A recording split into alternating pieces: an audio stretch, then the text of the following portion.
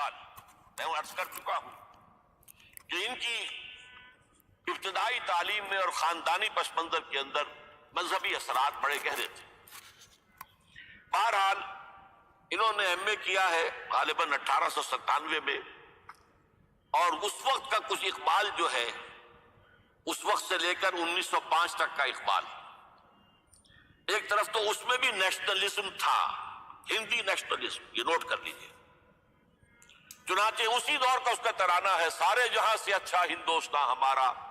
آج بھی جو ہندوستان کا ریڈیو ہے اور ہندوستان میں حکومت کے زیر اہتمام اس ترانے کی جو ہے وہ بڑی سرپرستی ہوتی ہے، بہت اس کو جو ہے نشر کیا جاتا ہے، سارے جہاں سے اچھا ہندوستان ہمارا، ہم بلبلیں ہیں اس کی وہ گلستاں ہمارا۔ بلکہ اس زمانے میں ایک ایسا شعر بھی انہوں نے کہا ہے جس کی کہ پھر شدید ترین نفی بعد میں ان کے اشعار سے ہوئی ہے۔ انہوں نے ایک نیا شوالہ کے نام سے جو نظم لکھی کہ سچ کہہ دوں اے برہمن گر تو برا نہ مانے، تیرے صنم قدوں کے بت ہو گئے پرانے۔ اسی میں ایک شعر ہے کہ پتھر کی مورتوں میں سمجھا ہے تو خدا ہے، خاک وطن کا مجھ کو ہر ذرہ دیوتا ہے، خاک وطن کا مجھ کو ہر ذرہ دیوتا ہے۔ اس درجے گہرا انڈین نیشنلزم اقبال کے اندر بھی موجود تھا۔ لیکن جب اقبال انگلستان گئے ہیں، یہ 28 برس کی عمر میں انگلستان گئے ہیں سن 1905 میں، اور 3 سال وہاں رہے انگلستان اور جرمنی، اور بیرسٹری بھی کی، اور چونکہ فلسفی تھے پی ایچ ڈی بھی کر کے آئے۔ اس عرصے میں معلوم ہوتا ہے کہ اقبال کی قلب ماہیت ہو گئی۔ یہ میرا ایک تجربہ ہے، بڑا پرانا ہے، میرا مشاہدہ تھا۔ 1970 میں پہلی مرتبہ میں انگلستان گیا تھا، میرے چھوٹے بھائی وہاں زیر تعلیم تھے، انہوں نے بلایا تھا۔ وہاں میں نے دیکھا کہ یونیورسٹیوں میں پڑھنے والے ایک P H D, 2 P H D کرتے ہوئے لوگ بیٹھتے ہیں، جمعے کے روز قرآن پڑھتے ہیں، درس قرآن ہوتا ہے، اور وہ ایک دوسرے سے قرآن پڑھ کے سنتے بھی ہیں تاکہ جو تجوید کی غلطیاں ہوں ان کی تصحیح ہو سکے۔ اور میں نے سوچا کہ پاکستان میں اس سطح کے لوگ جو ہیں کبھی اس قسم کی مصروفیت میں مبتلا مجھے تو نظر نہیں آئے۔ تو اس کا مجھے ایک اصل میں تجزیہ میرا یہ تھا کہ جن لوگوں کی بنیادی تربیت میں اور خاندانی اثرات میں مذہب کا ایلیمنٹ موجود ہوتا ہے، چاہے وہ ہندوستان میں رہتے ہوئے وہ زیادہ ظاہر نہ ہو، نمایاں نہ ہو، اس کے آثار سامنے نہ آئے، لیکن جب وہ ایک مخالف ماحول میں پہنچتے ہیں، اس مخالف ماحول میں ان کے اندر کا وہ چنگاری ان کی جو ہے وہ شعلہ بن کر بھڑکتی ہے۔ چنانچہ یہ معاملہ میں نے پھر بعد میں امریکہ میں بھی دیکھا، ہر جگہ دیکھا ہے کہ وہاں 2 نتیجے ہوتے ہیں، یا تو یہ کہ ایک آدمی ڈاؤن دی ڈرین گیا تو وہاں کی تہذیب میں رگا گیا شراب اور یہ اور وہ اور رقص اور سب یہ ساری چیزیں آ گئی، اور یا پھر جو بچ گیا جس کے اندر دین کا کوئی حمیت کا شائبہ تھا وہ پھر بھڑکتا ہے، پھر وہ ایکٹیوسٹ ہوتے ہیں، وہ کام کرتے ہیں۔ لہذا یہ معاملہ جو ہے علامہ اقبال کے ساتھ پیش آیا، اور خود انہوں نے کہا بھی ہے مسلمان کو مسلمان کر دیا طوفان مغرب نے۔ وہاں سے جب یہ واپس آئے ہیں تو اب نوٹ کیجئے 1908 سے 1930 تک یہ جو 22 برس ہیں، علامہ اقبال نے کیا کیا نوٹ کیجئے، وہ آپ جانتے بھی ہیں، میں صرف گنوا رہا ہوں۔ اسلام کے نظام فکر اور فلسفہ اور حکمت کو بیان کیا، اپنی شاعری کے ذریعے سے بھی، اپنی نثر کے ذریعے سے۔ قرآن کی ایک نہایت جدید اور بہت عمدہ تفسیر، اگرچہ تفسیر کے نام سے آپ کو کہیں تفسیر اقبال نہیں ملے گی، لیکن کلام اقبال خود تفسیر ہے۔ وہ دعویٰ کرتا ہے کہ میرے پیغام میں سوائے قرآن کے کچھ نہیں، گر دلم آئی نئے بے جوہر است، ورب حرفم غیر قرآن مزمرست، پردہ ناموس سے فکرم چاک کن، ای خیام آراز خارم پاک کن۔ یہ مناجات بحضور سرور کائنات صلی اللہ علیہ وسلم، وہ کہتے ہیں کہ اے اللہ کے نبی، اللہ کے رسول، اگر میرے پیغام میں کہیں قرآن کے سوا کوئی شے شامل ہو گئی ہے میری شاعری میں تو آپ میرے فکر کا پردہ چاک کر دیجیے۔ روز محشر خار و رسوا کن مرا، اور قیامت کے دن مجھے ذلیل و خوار کیجیے گا، اور بے نصیب از بوسہ پاک کن مرا، اور مجھے اپنی قدم بوسی سے محروم کر دیجیے۔ یہ بات کہہ رہا ہے، اس کا دعویٰ ہے، اس نے جو کچھ کہا قرآن سے کہا۔ اس کی شاعری جو ہے میرے نزدیک، اور میں نے تو اپنی جو سورسز گنوائی ہیں کہ میں نے جو قرآن مجید کا فکر یا سوچ جو بھی آپ اسے کہیں، جو تھوڑا بہت مجھے میسر ہوا ہے، ان میں نے 8 اشخاص کو نمایاں طور پر بیان کیا ہے۔ 4 یہ ہیں دو کے جوڑے، 2 ابوین ہیں، ابو الکلام ابو العلا مودودی، ابو الکلام آزاد۔ 2 دکترین ہیں، ڈاکٹر اقبال، ڈاکٹر رفیع الدین۔ 2 شیخین ہیں، شیخ الہند مولانا محمود حسن، جن کا ترجمہ ہے قرآن مجید کا، اور اس پر حواشی ہے شیخ الاسلام شبیر احمد عثمانی۔ 2 ہی عین مولانا فراہی اور مولانا اصلاحی، جنہوں نے قرآن مجید کے مضامین کے اندر جو اندرونی نظم ہے اسے واضح کیا۔ علامہ اقبال میری ایک بہت بڑی سورس، بلکہ سب سے زیادہ گہرا اثر مجھ پر جو ہے بچپن سے جو ہوا ہے وہ تو علامہ اقبال کا ہے۔ 5ویں جماعت کا طالب علم تھا جب ان کا یہ شعر میرے ذہن میں کہیں چپک کر رہ گیا ہے، جواب شکوہ کا: وہ زمانے میں معزز سے مسلمان ہو کر اور تم خار ہوئے تارک قرآن ہو کر۔ پھر علامہ اقبال نے مغربی فکر پر شدید تنقید کی، بہت بڑا ناقد، اور خاص طور پر مغربی تہذیب جو ہے اس کی نفی کی۔ یہ سارا کام کیا، اور اس سب سے بڑھ کر وہ تجدید ملت اسلامی کا علمبردار بن کر سامنے آیا۔ اس نے خوشخبری دی کہ دنیا میں اسلام کے غلبے کا دور آنے والا ہے۔ ملت اسلامیہ جو اس وقت دبی ہوئی ہے، پسی ہوئی ہے، پوری دنیا میں پامال ہے۔ آپ کو معلوم ہے کہ پہلی جنگ عظیم کے بعد کیا صورت ہو گئی تھی؟ سلطنت عثمانیہ کے جب دھجیاں بکھیر دی گئی اور کولونیل امپیریلزم جو ہے پورے عالم اسلام پر حکمران تھا، پورا عالم اسلام جو ہے محکوم، اگرچہ یہ دبے ہوئے ہیں، پسے ہوئے ہیں، گرے ہوئے، لیکن ان کا دوبارہ غلبہ ہوگا، یہ ابھریں گے، ملت اسلامیہ کی تجدید ہوگی، اسلام کی نشأت ثانیہ ہوگی۔ اسلام کے روشن مستقبل کے مبشر بن کر علامہ اقبال سامنے آئے۔ اور ایک اور جو بہت بڑا کام کیا وہ وہی وطنی قومیت کی شدید نفی، بلکہ شدید کا لفظ بھی کافی نہیں ہے، شدید ترین نفی کی، اس لیے کہ اس وقت وطنی قومیت جو ہے اس وقت مسلمانوں کو اپنے اندر انگلف کرنے کے لیے پوری قوت کے ساتھ زور لگا رہی تھی۔ میں نے علامہ اقبال کے حوالے سے جو باتیں کی ہیں کہ احیاء فکر اسلامی اور تجدید ملت اسلامی، اس کے ساتھ ساتھ ہندوؤں میں کیا ہو رہا تھا اس دور میں، ان کے ہاں بھی ان کی مذہبی تجدید کا عمل بڑی شدت کے ساتھ شروع ہوا۔ اس میں بھی چند ناموں کا میں تذکرہ کرنا چاہوں گا۔ بنکم چٹرجی، اس نے بندے ماترم کا یہ جو ترانہ ہے آج بھی بھارت کے اندر مجبور کیا جا رہا ہے مسلمانوں کو بھی کہ وہ بھی اسکولوں کے اندر یہ ترانہ پڑھیں، اور ابھی مسلمان رجسٹ کر رہے ہیں۔ اس میں وہ زمین کی بندگی، بھارت ماتا ہم تیرے بندے ہیں، اور یہ جو ہے ہندو رینائسنس کا ایک بہت بڑا جو ہے یوں سمجھیے کہ علم بردار۔ پھر دوسری شخصیت سامنے آئی، راجہ رام موہن۔ یہ شخص بہت بڑا فاضل، بڑا عالم، 10 کے قریب زبانیں جو ہے ان کا ماہر، جس میں یورپینز بھی اور ایسٹرن۔ پھر یہ کہ یہ مسلمانوں کا ہمدرد بن کر آیا۔ انگریز نے جب یہاں پر ان کے پادریوں نے تثلیث کی تلقین شروع کی ہے تو آئینہ توحید کے نام سے اس نے کتابچہ لکھا اس کی نفی کے لیے۔ اس حوالے سے یہ کچھ ایسی شخصیت بننے کی کوشش کر رہا تھا کہ مسلمان بھی اس کو قبول کریں، اور اس کے بعد پھر اس نے برہمو سماج کے نام سے ایک ادارہ قائم کیا۔ یہ وہی تھا کہ جو اس سے پہلے اکبر نے جو فلسفہ دیا تھا دین الہی، بھئی اللہ کا معاملہ کرو، صرف اللہ کو سب مانتے ہیں، صرف نام ہے مختلف ہے، کسی نے کوئی نام رکھ دیا، کوئی مہادیو کہتا ہے، کوئی کچھ کہتا ہے، کوئی گاڈ کہتا ہے، سب خدا کو تو سب مانتے ہیں۔ یہ جو رسالت کا معاملہ ہے اور شریعت کا معاملہ ہے، یہ فساد کی جڑ ہے۔ رسالت کی بنیاد پر شریعتیں مختلف، عبادتیں مختلف، ذرا اس کو پیچھے ڈالو۔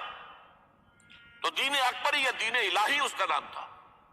اس کے اندر بھی در حقیقت کوشش یہ تھی کہ تمام مذاہب کو ایک ہاون دستے میں ڈال کے اور اس کو کوٹ کے اور چھان پیس کے ایک صفوف بنا کر ایک کامن مذہب ہندوستان کا وجود میں لایا جائے۔ بہرحال اس وقت اللہ تعالیٰ نے کھڑا کیا ہے حضرت مجدد الفسانی رحمۃ اللہ علیہ کو کہ جنہوں نے اس فتنے کی سرکوبی کی. اس نے بھی مجلس ازدی کے نام سے ایسا ہی دارہ شروع کیا، اور یہ گویا کہ ٹھنڈی چھری کے مانند، اس لیے کہ اسلام کا دار و مدار تو رسالت پر ہے. بقول اقبال مصطفیٰ برساں خیش را کے دی ہماؤست، اگر باؤ نہ رسیدی تمام بول آبیست. اسلام کا تو سارا معاملہ، دین جو ہے اس کا سارا جو مدار دار و مدار ہے وہ رسالت پر ہے، نبوت پر ہے، اسی پر شریعت کا سارا دار و مدار ہے.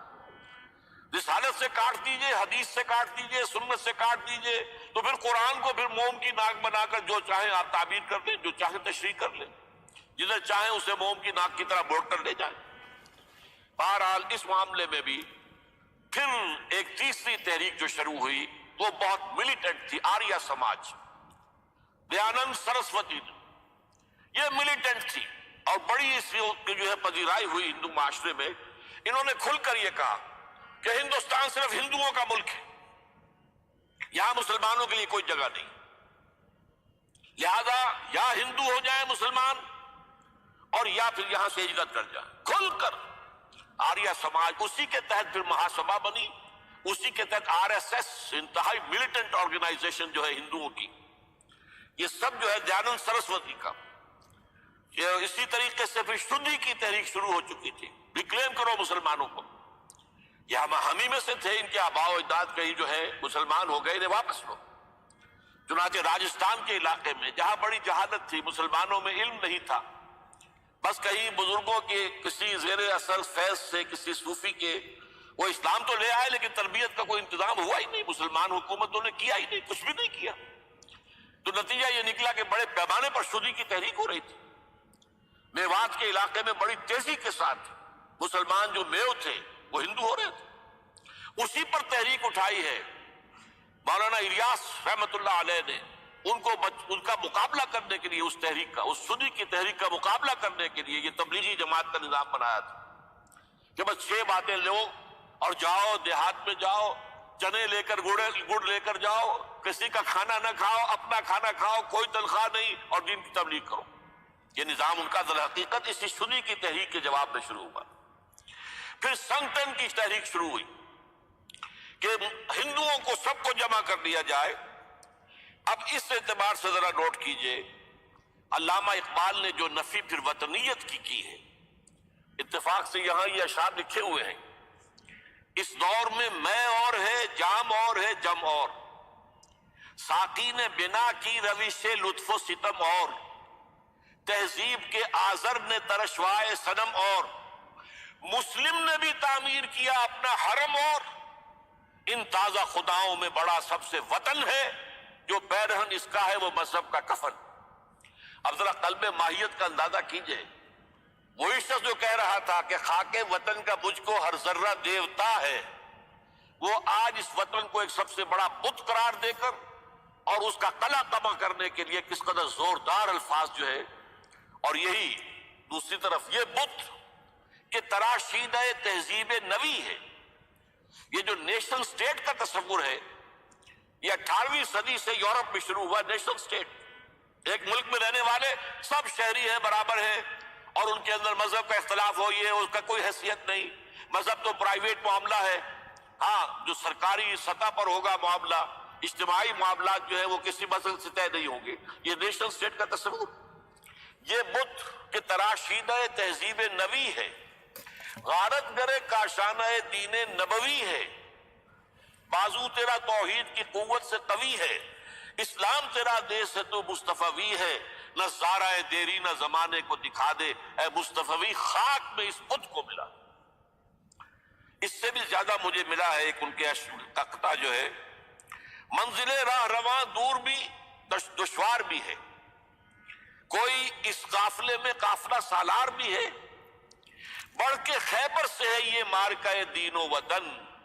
خیبر، غزوہ خیبر سے کہیں بڑھ کر یہ دین و وطن کا مارکہ، کہ ہمارے نزدیک ہماری قومیت کی بنیاد ہمارا دین. آج دنیا یہ کہتی ہے کہ قومیت کی بنیاد وطن ہے. یہ جو مارکہ دین و وطن ہے، بڑھ کے خیبر سے ہے یہ مارکہ دین و وطن. اس زمانے میں کوئی حیدر کرار بھی ہے، تو واقعہ یہ ہے کہ علامہ اقبال نے اس سلسلے میں وہ رول بھی پلے کیا کہ جو حضرت مجدد الفسانی رحمۃ اللہ علیہ نے دین اکبری کا قلع قبا کرنے میں ادا کیا تھا، اور اس میں کوئی شک نہیں ہے۔ اس اعتبار سے میں کہا کرتا ہوں کہ حضرت مجدد الفسانی کے بروز کی حیثیت رکھتے ہیں علامہ اقبال، اور ان کو جو گہری نسبت تھی، حاضر ہوا میں شیخ مجدد کی لحد پر، وہ خاک کے ہے زیر فلک مطلع انوار، گردن نہ جھکی جس کی جہانگیر کے آگے، جس کے نفس گرم سے گرمی احرار، وہ ہند میں سرمایہ ملت کا نگہباں، وہ ہند میں سرمایہ ملت کا نگہباں۔ ملت کا سرمایہ تو سارا کا سارا جو ہے ایمان میں رسالت سے۔ آپ حضرت مجدد الفسانی کے خطوط پڑھیے، سب سے زیادہ زور اطاعت رسول، اطاعت رسول، اطاعت رسول، اطاعت رسول، جس کی جڑ کاٹنے کی کوشش کی تھی دین الہی کے ذریعے سے اکبر نے، اس کو دوبارہ مستحکم کیا ہے وہ مجدد الفسانی رحمۃ اللہ علیہ۔ اب آئیے 1930 کا ماہ دسمبر، اس میں ایک بات ہم دیکھ چکے، محمد علی جناح ہندوستان کی سیاست سے مایوس ہو کر ملک چھوڑ کر انگلستان میں جا کر آباد ہو چکے۔ اور اس ضمن میں ایک واقعہ میں آپ کو سنا دوں۔ ایس ایم اکرام صاحب کا نام بہت سے حضرات کے علم میں ہوگا، ان کی 3 کتابیں جو ہے بڑی مارکت الارا ہیں، آب کوثر، موج کوثر، روض کوثر۔ ادارہ ثقافت اسلامیہ کے ڈائریکٹر رہے بہت عرصے تک، بہت پڑھے لکھے آدمی تھے۔ وہ آکسفورڈ میں پڑھتے تھے اس زمانے میں۔ وہ لندن گئے، انہوں نے محمد علی جناح صاحب سے ملاقات کی اور کہا کہ آپ کیوں چھوڑ کر آ گئے ہندوستان؟ ہندوستان کے مسلمانوں کو آپ کی رہنمائی کی ضرورت ہے۔ تو جواب جو تھا محمد علی جناح کا وہ نوٹ کرنے کے قابل ہے۔ ہندوز آر انکوریجیبل، یہ ہے جو نتیجہ نکالا تھا محمد علی جناح نے۔ یوں سمجھیے کہ 24 برس کی محنت شاقہ کہ کوئی اتحاد کا فارمولہ طے ہو جائے، کوئی بنیاد ہو جائے، کوئی ہمارے مابین متفق علیہ اسکیم طے بن جائے، لیکن جس درجے مایوس ہوا ہے شخص، ہندوز آر انکوریجیبل، یہ ناقابل اصلاح ہے۔ اور مسلمانوں کا حال یہ ہے کہ ان کا ایک لیڈر جو بات مجھ سے کرتا ہے صبح کو، وہ شام کو ڈپٹی کمشنر کو بتا دیتا ہے۔ تو اب میں ایسی قوم کی رہنمائی کیسے کروں؟ تو یہ میں نے آپ کو یہ واقعہ بھی سنا دیا کہ وہ مایوسی کا عالم کیا تھا۔ لیکن اب جو ہے 1930 میں، جبکہ مسلم انڈیا کا ایک سورج تو غروب ہو گیا تھا، مغرب میں جا کر بیٹھ گیا، مغرب میں سورج غروب ہوتا ہے، ایم اے جناح تو وہاں بیٹھ گئے۔ ایک سورج اب طلوع ہوا ہے مسلم لیگ کے پلیٹ فارم پر، یہ ہے علامہ اقبال۔ 1930 کا جو ان کا خطبہ ہے الہ آباد کا، وہ بہت اہم، بہت اہم، بہت اہم۔ ایک تو یہ کہ انہوں نے اپنی شاعری کے ذریعے سے وطنیت کی جو نفی کی تھی اور مسلم قومیت کا جو اس بات کیا تھا، اسے ایک فلسفیانہ انداز میں سوشیولوجی، عمرانیات کے مسلمہ اصولوں کی روشنی میں جس طریقے سے مدلل بیان کیا ہے، اس اعتبار سے وہ ایک بہت قیمتی دستاویز ہے۔ لیکن اس کے ساتھ ہی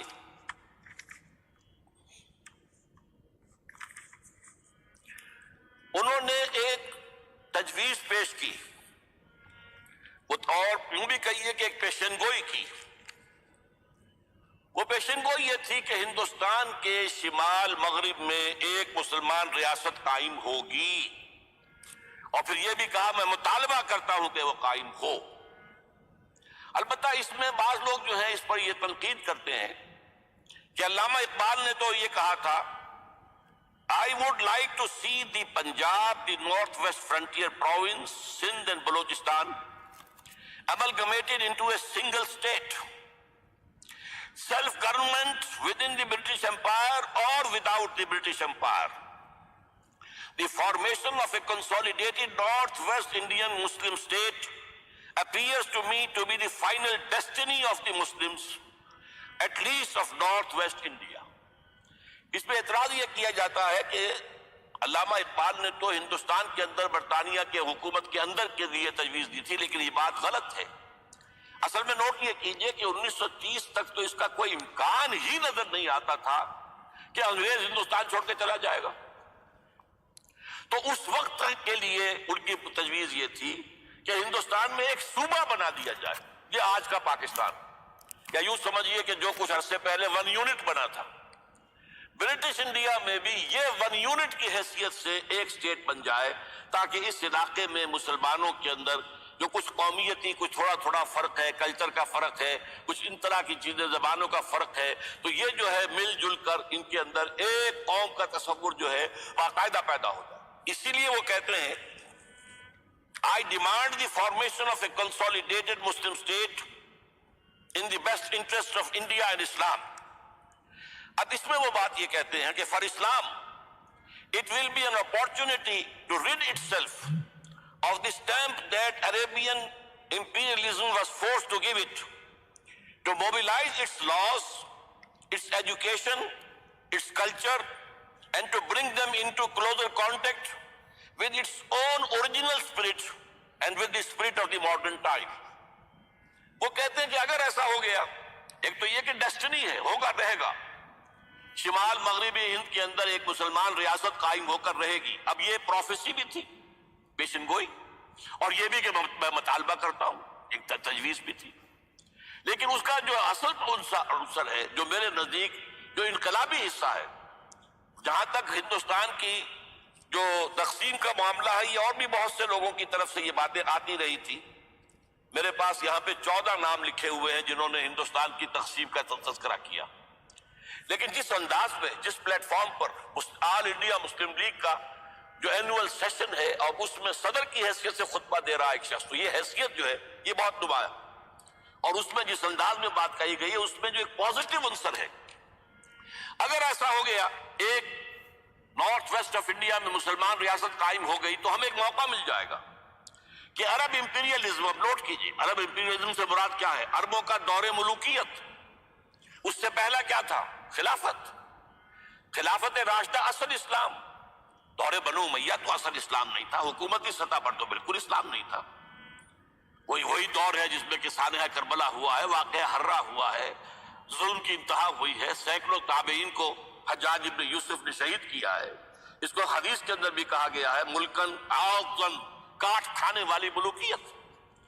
اس کے بعد جو ہے دور آیا ہے بنو عباس کا، وہ محل بنے ہیں شاندار، جو ہے جو بھی بادشاہوں کے ہاں ہوتا تھا وہ سارا کا سارا معاملہ آیا ہے۔ تو اب دنیا اسلام کو ان کے آئینے میں دیکھتی ہے، وہ سمجھتی ہے یہ اسلام ہے، لہذا اس میں تو کوئی شے ایسی نہیں ہے جو اٹریکٹ کر سکے، جو کسی قوم کو اسلام کی طرف جو ہے وہ کھینچ سکے۔ تو یہ جو امپریشن ہے، جو کہ اس دور ملوک کی عرب امپیریلزم کا لفظ استعمال کیا ہے، اسلام کے چہرے پر جو بدنما داغ اور دھبے آ گئے ہیں، انہیں ہٹا کر وہ جو اس کی اوریجنل پیورٹی ہے، اور ظاہر بات ہے کہ دور ملوکیت سے پہلے خلافت راشدہ، تو گویا کہ اس میں اگرچہ نام خلافت راشدہ کا نہیں لیا گیا ہے، لیکن یہ ہے کہ بات مراد وہی ہے، لیکن اور اس میں بھی جو بڑی حکیمانہ بات ہے کہ ہم اس کو bring them into closer contact with its old original spirit، جو اصل اسلام کی اصل روح ہے، and with the spirit of the modern times، اس زمانے کے جو تقاضے ہیں ان کے مطابق اجتہاد کے دروازے کو کھول کر، اور ہم ایک ایسا نظام جو ہے وہ یہاں پر قائم کریں۔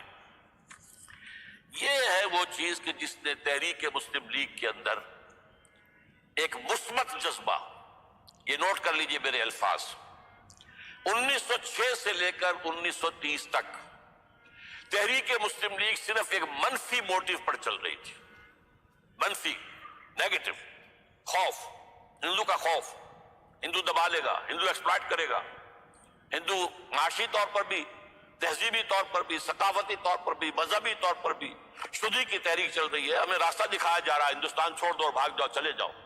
یہ سارا خوف کا عنصر تھا، اور اس میں تحفظات تلاش کرنے، کوئی ایسی یقین دہانیاں کہ وہ مسلمانوں کے حالات بہتر ہو جائیں، اس کے علاوہ کوئی اور موٹیو نہیں تھا، یہ منفی موٹیو تھا۔ اور اس کی وجہ ساتھ ہی یہ ہے کہ مسلم لیگ اس وقت تک کوئی عوامی جماعت تھی ہی نہیں، بلکہ کچھ خواص، اونچے لوگ، نوابوں اور نوابزادوں اور ان ایسے لوگوں کی جو ہے یہ ایک جماعت تھی۔ لیکن 37 میں جو یہ انجیکشن لگا ہے یہ پازیٹیو ہے۔ اس کی مثال میں دیا کرتا ہوں کہ کوئی مریض پڑا ہوا اپنے بیڈ پر اور گلوکوز کی بوتل لگی ہوئی ہے اور ایک ٹیوب چل رہی ہے، تو اس کے اندر ہی کوئی اب انجیکشن لگانا ہے تو اس ٹیوب میں لگا دیتے ہیں، ایسا نہ ہو کہ کوئی اور پرک دینی پڑے مریض کو اور اسے تکلیف ہو۔ تو گویا کہ مسلم لیگ کا جو بھی وہ ایک نظام تھا اس میں ایک انجیکشن لگایا ہے علامہ اقبال نے 1930 کے خطبے میں۔ اگلی بات، اس کے بعد یہی انجیکشن علامہ اقبال نے لندن میں مسٹر محمد علی جناح کے ذہن و فکر میں لگایا ہے۔ اس کا واقعہ کیا ہے؟ 3 گول میز کانفرنسیں ہوئی تھی، پہلی اور دوسری میں محمد علی جناح بھی شریک تھے، تیسری 1932 میں ہوئی اور وہ شریک نہیں ہوئے، اس لیے کہ وہ سیاست چھوڑ چکے، وہ تو سیاست کو خیر بات کہہ کر اب پریکٹس کر رہے تھے، لیکن علامہ اقبال اس میں گئے تھے، وہاں موقع ملا، قریبی ملاقاتیں ہوئیں، گفتگویں ہوئیں، اور ان ملاقاتوں کے نتیجے میں یہی انجیکشن علامہ اقبال نے محمد علی جناح کے ذہن اور فکر کے اندر لگایا ہے کہ بات کرو اسلام کے احیاء کی، وہ چیز کہ جو مسلمانوں کے جذبات کے اندر گرمی پیدا کرے، حرارت پیدا کرے۔ اس حوالے سے یہ جو انجیکشن لگایا گیا ہے، اسی سے پھر یہ کہ ان کے مزاج کے اندر ایک تبدیلی آئی۔ کچھ اور لوگوں نے بھی ادھر کہا ہوا تھا، لیکن یہ کہ خاص طور پر یہ بات اقبال کی تھی جس کی اپنی ایک حیثیت تھی۔ بہرحال 1934 میں ایم اے جناح واپس آ گئے، پھر انہیں مسلم لیگ کا تا حیات صدر بنا دیا گیا، پھر انہوں نے مسلم لیگ کو سنبھالا ذرا، لیکن 1936 کے الیکشن جو آئے یہاں پر، اس میں کانگریس پوری اوور ویلمنگ میجورٹی سے جیت گئی۔ ابھی محمد علی جناح کو موقع ملا ہی نہیں تھا کہ ابھی مسلم لیگ کو سنبھال سکتے، اور ان جو وزارتیں بنی تھی اس دور میں کانگریس کی، انہوں نے جو سلوک مسلمانوں کے ساتھ کیا، جو مظالم ڈھائے، جو انہیں دبایا اور ان کے حقوق کو پامال کیا، اس سے وہ نیگیٹو جو ایک موٹیو تھا وہ بھی اور قوی ہو گیا۔ اور اس کے بعد پھر محمد علی جناح نے 1937 سے لے کر 1947 تک، ایک لفظ میں استعمال کر رہا ہوں کہ آپ گھبرا نہ جائیں، 1937 سے 1947 تک اسلام کی قوالی گائی، پورے 10 برس اسلام اسلام اسلام اسلام، ہمیں اسلام چاہیے، اسلامی تہذیب ہم چاہتے ہیں، اسلامی قانون ہم چاہتے ہیں، ہمارے قوانین اور ہیں، ہمارا مذہب نہیں ہے، وہ دین ہے، وہ زندگی کے تمام معاملات پر۔ یہ جو ہے، میں قوالی اس لیے کہہ رہا ہوں کہ قوالی میں تکرار ہوتی ہے، جس تکرار کے ساتھ یہ اب اس موقع پر آ کر محمد علی جناح قائد اعظم بن گئے۔ مسلمانوں کے دلوں کی بات، اقبال نے جو ولولہ پیدا کر دیا تھا، ایک ولولہ تازہ دیا میں نے دلوں کو، لاہور سے تا خاک بخارا اور سمرقند، وہ جو ولولہ تھا، جو غلغلہ تھا، اب محمد علی جناح کی زبان سے جب وہ بات آئی ہے تو یہ مسلمانوں کے دل کی آواز تھی، ان کی روح کی پکار تھی۔ لہذا اب مسلم لیگ ایک عوامی جماعت بنی اور محمد علی جناح اب قائد اعظم قرار پائے۔ اب اس معاملے میں میں چاہتا ہوں ذرا، کیونکہ یہ بات نئی سی ہوگی، میرے اس تجزیے کے روح سے نظریہ پاکستان اسلام اور اسلام کا احیاء خلافت راشدہ کے مفہوم ہے، اور اس کا خالق اقبال ہے، اس میں کوئی شک نہیں۔ قائد اعظم تک بھی یہ بات پہنچانے والا اقبال ہے، اور پھر اسی پر قائد اعظم نے عمل کیا ہے۔ تو اس چیز کو بہت سے لوگ جو ہیں آسانی کے ساتھ تسلیم نہیں کریں گے، لیکن میں یہ چاہتا ہوں کہ خود قائد اعظم نے علامہ اقبال کے بارے میں جو کچھ کہا ہے، اس کی 2 کوٹیشنز آپ کے سامنے رکھ دوں۔ کلکتہ 21 اپریل 1938 کو علامہ اقبال کا انتقال ہوا۔ اس وقت کلکتہ میں ایک بہت بڑا جلسہ ہو رہا تھا فلسطین کے مسئلے پر غور کرنے کے لیے، قائد اعظم اس کے چیف مقرر تھے۔ اب یہ خبر پڑھیے، A mammoth public meeting of the Muslims of Calcutta was held on the football ground on 21st April to consider the Palestine problem. But it was converted into a condolence meeting to mourn the death of Allama Iqbal. Mr. M. Jinnah said that the sorrowful news of the death of Dr. Sir Muhammad Iqbal had plunged the world of Islam in gloom and mourning.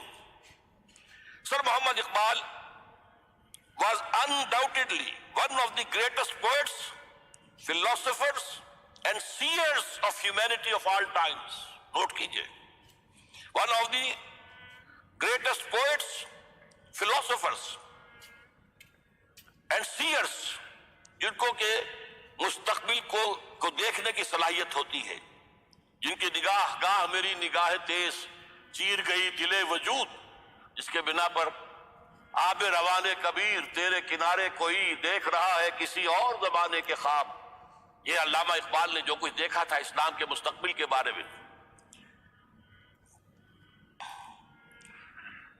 He took a prominent part in the politics of country and in the intellectual and cultural reconstruction of the Islamic world. His contribution to the literature and thought of the world will live forever. अब आखिरी जुमला सुनिए गौर से। To me, he was a personal friend, number one, philosopher, number two, and guide, number three, and as such the main source of my inspiration and spiritual support. कोई शक इसके बाद रह जाता? और ये अल्फाज कौन कह रहा है? ये मोहम्मद अली जिन्ना है।